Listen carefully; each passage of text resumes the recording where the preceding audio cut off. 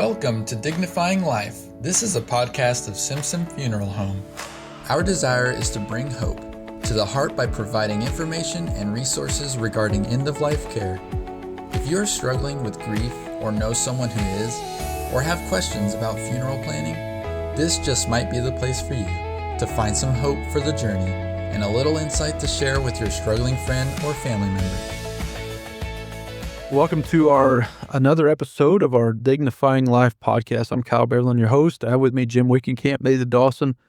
Appreciate you gentlemen being with us, and hopefully you've pulled up some of our other podcasts, and hopefully they've been an encouragement to you, a blessing to you.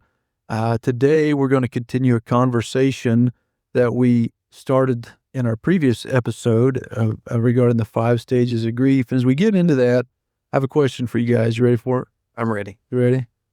You're ready? Jim's ready. You ready? I'm on the spot. On the spot. Try for what? So what angers you when it comes to driving out on the road? What that you see these cases of these guys in road rage. Why do people get so worked up on the road? And what would anger you, Jim? Besides, people texting and driving or looking at their phones and not paying attention to the road and taking up my half of the lane. I go to middle in here. Yeah. Here. So, other than that, 4-way stops. You don't like Four-way stops. When people don't use their blinker, and you think that they're going straight, and you're planning on going straight, but then they start to turn in front of you. I'm just not a happy camper. I understand. So, I understand. Yeah. We'll pray for you about that, Jim. I appreciate it. What about you? So that situation, ladies and gentlemen, test Jim Wickenkamp's patience. Mm-hmm. Test your patience. All right. Opportunity to exercise self-control. There you go. Nathan, what about you? I test your patience, quote unquote. When people don't drive like me. Okay. So, no, I'm a pretty just chill driver, and I take my time, and I don't know if I'm quite to the Grandpa Sunday driving stage yet, but just don't get in much a hurry. Yeah. And so I pull out in traffic and someone comes out like they just released out of the gate. Yeah. At NASCAR. And then I find myself trying to avoid a collision that might be my fault. I understand. So I guess maybe other impatient drivers. Yeah. You don't like people tailgating you, being right up in your rear view mirror? I not if I'm on my truck, that's fine. But when I owned a little Ford Focus and I had a little boy in the back seat, and my boy's noggin was about 3 feet from their front bumper, that bugged me. Oh yeah. So I can even hear a change in your tone of voice there. I know. Now we're getting to that emotion. That would be it. Yeah. The people who drive trucks, like I have a truck, but when they don't realize what that looks like from a Ford Focus point of view. I think the problem's a Ford Focus, Nathan. It was. So we got rid of it. And Ford will no longer be sponsoring us. Thank you. Well, we got rid of it because we got rid of the Ford Focus. I'd take it F-150. Yeah, F-150. Hey, that Ford Focus got me all over the state of Missouri. About 31 miles a gallon, 5-speed, 255. My air conditioning. It was a fun little car. It was green, the Green Machine. It was a great little car. That's good. I suppose my patience testing incident would probably be being on the interstate. I don't like when cars begin to pass and they get so impatient that I can't even get over. And maybe I stay in the passing lane too long, but all of a sudden you got a car's like they pass on the left, then they're going like 90 and they pass on the right and they pass on the left and they're like zooming up and it's like, just let me get over, you know what I mean? And maybe I've been guilty of not getting over soon enough into the right hand lane, but I'm sure you've been there in times when people are passing on the left and the right and they don't even really get a chance to, you see this guy screaming down the interstate, you get a chance to get over because he's getting ready to get in and on the right and pass you on the right and pass next to you on the, I don't like that. That tests my. And when you catch up to him at the next exit, after all that hurry, that's right. You encourage their soul. Hey, great driving. All right, guys. Well, anger, that's the topic today. We've been working through these. We started last episode talking about the 5 stages of grief. The first one was shock, and we spent some time talking about shock and what to do and what not to do when you're in shock. Today, the second stage that we want to talk about of the 5 stages is anger. The other 3 we'll save probably for a later time: what if, depression, acceptance. But anger, unfortunately, one of the things that we can experience when we lose somebody is the emotion called anger. And boy, that can be a really hard one for us to have to wrestle through. And perhaps, I don't know if you had to put a finger on which one is worse, but I can tell you anger, if left unattended in our hearts and in our minds, can really, really do damage. And that damage we can see in a number of ways. Jim, over the years, you've been a pastor for a number of years. How have you seen anger really impact somebody's life? If they're just an angry person, how's that impacted them? Yeah, that one of the places that it shows up in just people being angry with themselves, and that feeling of I wasn't there for them, or I should have done more for them. I wish I could have done more for them, and how that can turn into being just angry at yourself, Yeah. and just how hard we can be on ourselves. Yeah. So that's one of the places that I've seen it show up. But, Yeah. um, Well, when somebody gets angry, it's almost like a cancer, you know what I mean, in their hearts and their minds, and it just it can I don't know, just kind of eat them up. You know what I mean? And you ever seen that happen with somebody, just a generally an angry person? Yeah, I think we need to remind ourselves and our listeners that anger is a valid emotion, a valid feeling. If it wasn't, God wouldn't have given it to us. Yeah. And I would, again, it's 3 dudes talking about feelings, but it's not the feeling that's the issue. It's what you do with it. Yeah. As a person, we should be able to be angry or sad, but it's how do we respond to that? Yeah. And if we respond well, then that emotion has proved its purpose, and it's good. If we don't respond well, then of course there's the opportunity for bitterness to take root in our lives. Yeah. And I've been there, and that is not fun. Yeah. To deal with bitterness. Yeah. I think of 3 verses about be angry and do not sin. Mhm. Don't let the sun go down in your anger, and the anger of man does not accomplish the righteousness of God. And so there is a way in which we are upset about something that may be unjust or unrighteous. But there's also an anger that I think we can have when we grieve that can be a real unhealthy anger. And Jim, you touched on it just a minute ago, but what would cause somebody, or why does anger come up in the context of grief when we lose somebody? and I think of like roots of anger, and how often it's attached to not having something that we want, or not getting something that we want, or something that we have being taken away. Yeah. And when something's taken away, how that can sprout into and cause anger. Yeah. And so when somebody passes away, think of all the things that are taken away. The person themselves, the experiences with that person. And if you had dreams of the future, and how those are taken away, and how anger can be like attached to that. Yeah. Like, I'm angry that I'm not going to get to have this experience with that person, or see this person have that experience with others. And so, like what Nathan was saying, it's understandable. It's valid. And that we can validate that, we understand why you are angry. There is a loss. There is something that has been taken away. How we process through that, and what we allow that anger to do within our heart and within our mind is what we want to, spend some time talking about, how we can do that in healthy ways, so that it doesn't become something that causes problems in our life. Yeah. I think about, you mentioned anger, maybe the loss of a dream, the loss of an ideal, the loss of a future with that loved one. I also think there could be an anger that we direct toward the person that passed. You know what I mean? I think in some cases it's like, I told them and I told them and I told them and I told them not to do this, not to do this. And now they've crossed that line and it went too far. And now they're gone. You know what I mean? And I knew it. I knew it was coming. I've harped on them for years to stop whatever behavior it was that they're doing. And now they didn't do it. They didn't listen. I'm angry at them.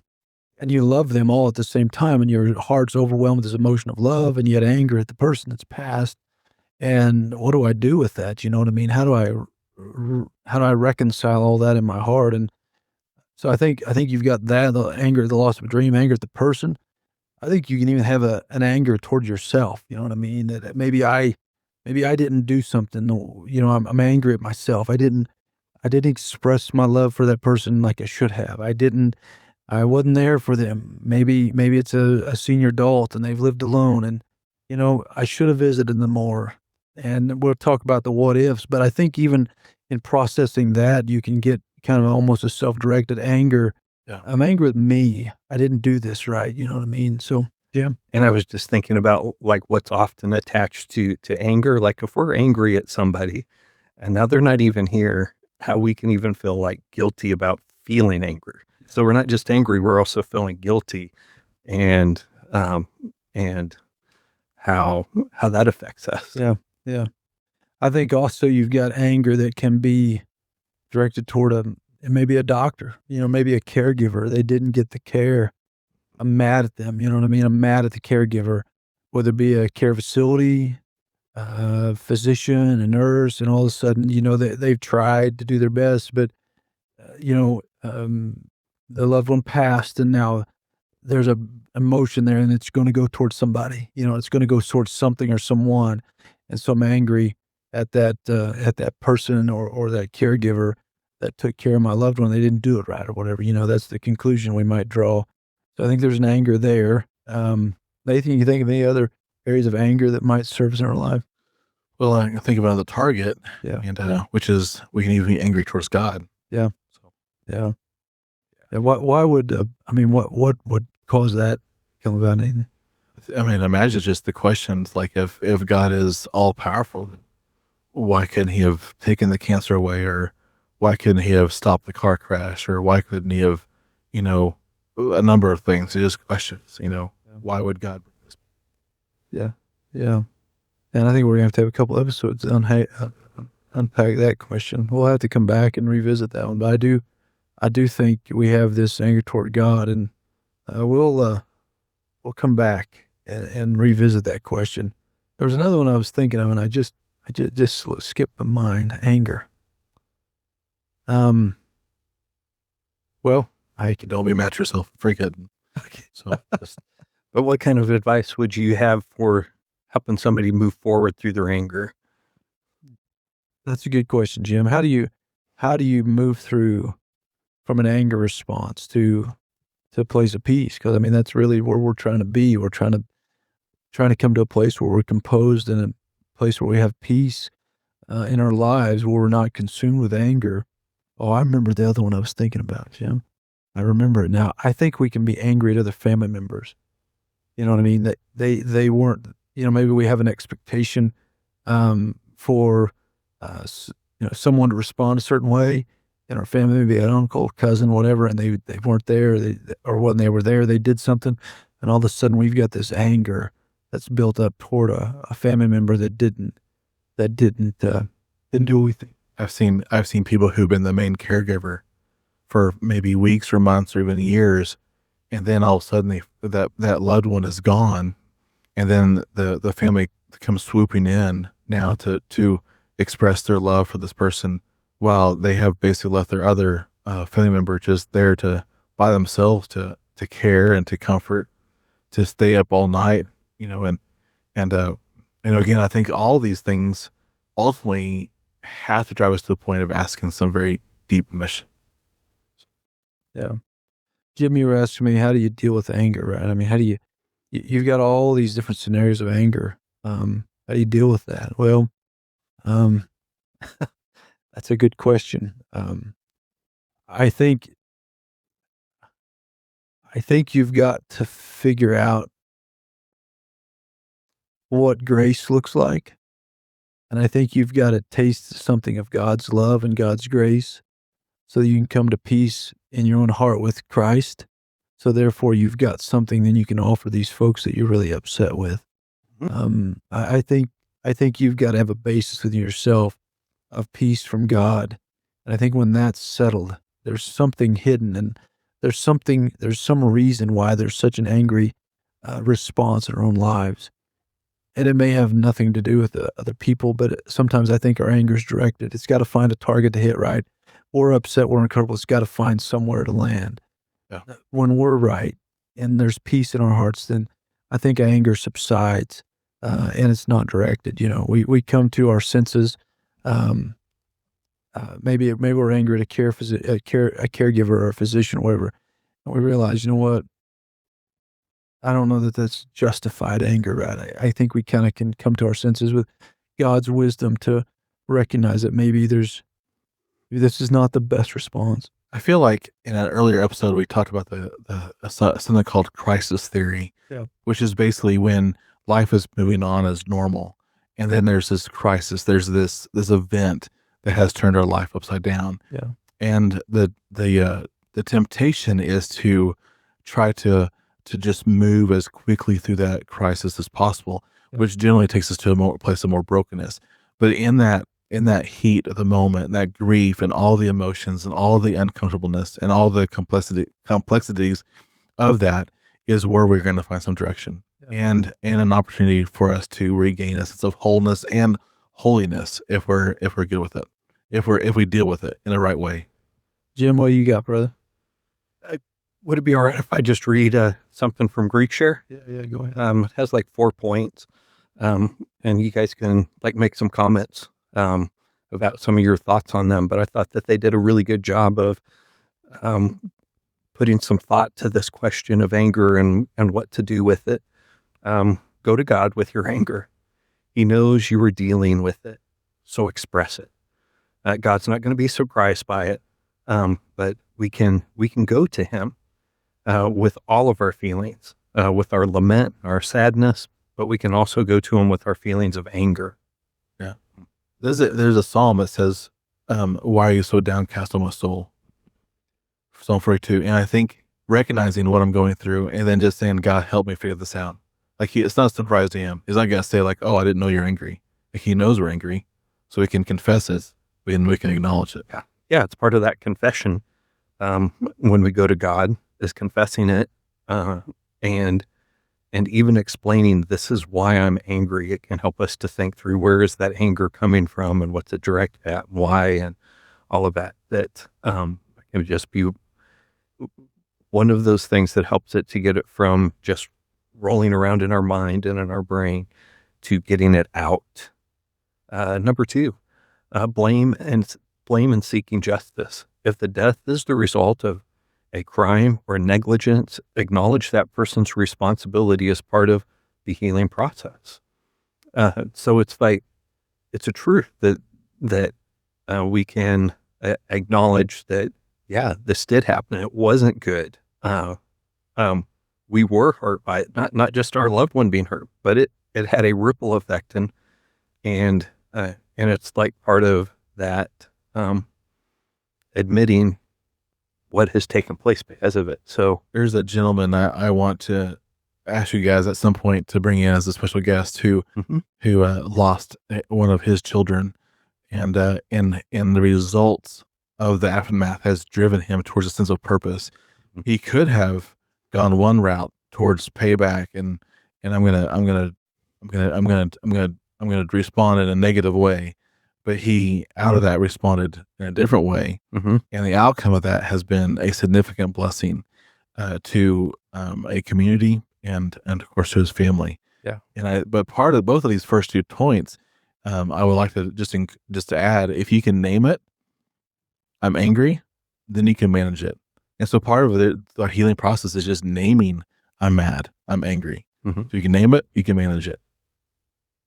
That goes on to talk about admitting that this is a truth, and seeking justice to prevent others from getting hurt or to protect the memory of your loved one is an option to consider.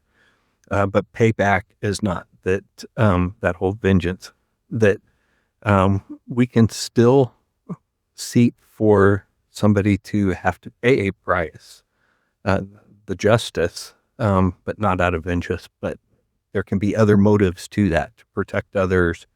And number 3, overcoming bitterness. Bitterness and vengefulness only create more pain. Bitterness often projects itself onto others who care for us. So our bitterness doesn't just eat away at our insides, but how it overflows into how we interact with others. And so don't let bitterness take root. Forgiveness is the key. Forgive and keep forgiving. And that forgiveness, when we've started out going to God, where does that ability to be able to forgive come from?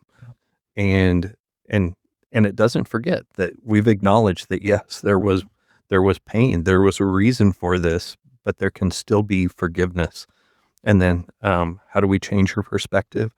What is it that we're allowing to shape our thoughts? Yeah. And so what are the things that we're allowing to shape our thoughts? Are we allowing God's word to shape our thoughts?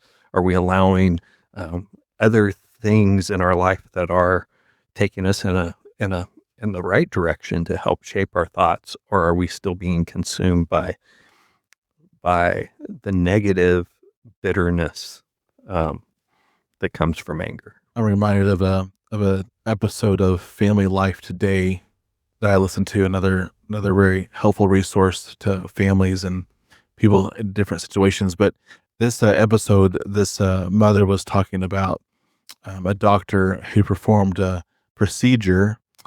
She was pregnant with twins, Mm-hmm. and I can't remember if they lost one or both, but so not sure. But her response after wrestling with it was forgiveness. Mm-hmm. And much like the passage in, I believe both Matthew and Luke, talking about forgiveness, how many times do we forgive my brother? 7 times. And he says, no, 70 times 7, so endless forgiveness. So that to guard ourselves against bitterness and this anger is to forgive and then forgive and forgive and forgive and just keep forgiving. Mm-hmm. Yeah. Which is hard. Yeah. Really hard. Yeah. I think understanding Christ and the cross and his death on the cross, really understanding that he bore our sins on the cross and was completely innocent, that somehow he was able to look upon even those soldiers who hung him there and say, Father, forgive them. They don't know what they're doing. It takes a special kind of grace to be able to position yourself in that way to offer forgiveness to somebody that's really hurt you. And I think through Christ we can do that. I think as we, I know we've talked about a lot. I know there's a lot more we can talk about, but as we kind of bring this episode into a close here, I also want to add that not only in addition to forgiveness, but I think one of the things that happens when we get angry is it will consume our minds and we just stew on it and stew on it and stew on it. Maybe it's somebody who hurt us, said something in the midst of our grief. After our loved one died, they said something, it was insensitive. Maybe they didn't mean it, but we took it that way, and now we're just angry. Maybe we're angry at that person because they made a decision that we've warned them not to make, and it resulted in the end of their life, and we just constantly thinking about that. I think about Philippians in chapter 4. It says here, finally, verse 8, finally, brothers and sisters, whatever's true, whatever's honorable, whatever's just, whatever's pure, whatever's lovely, whatever's commendable, if there's any moral excellence, if there's any praiseworthy, dwell on these things.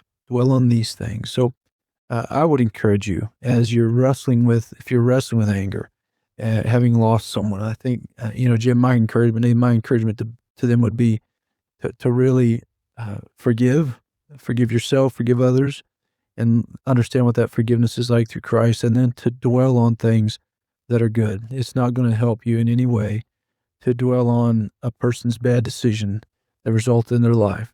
There's a lot of good things about their life, I'm sure.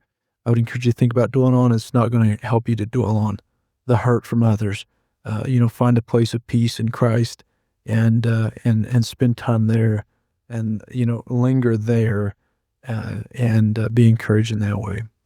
Well, friends, if you're having trouble overcoming anger, maybe it's just kind of consumed you, we'd love to but pray for you, talk with you, and you'll reach out to us.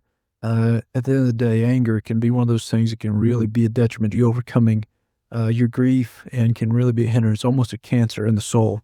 So we want to encourage you to overcome that anger through Christ. And so, Jim, Nathan, thanks for being here with us today on this episode of dealing with the 5 stages of grief and dealing with anger. I hope that you have a great day. We hope you have a great day.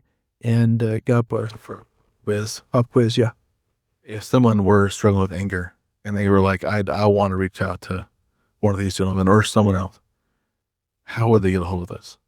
Well, you can find us on the website, simpsonfh.com. Phone number 417-673-2411. That's it. Well, that a pass? Yes, you passed. I didn't know the answer, so I guess. All right, folks. Have a great day. Make sure you share this podcast. Follow us next week for a new one. God bless. Thank you for joining us for today's podcast. Feel free to join us next time. Also, please be encouraged to subscribe to our Dignifying Life podcast and share the podcast with others. If you need anything, reach out to us at Simpson Funeral Home in Webb City, Missouri at 417-673-2411 or find us online at simpsonfh.com.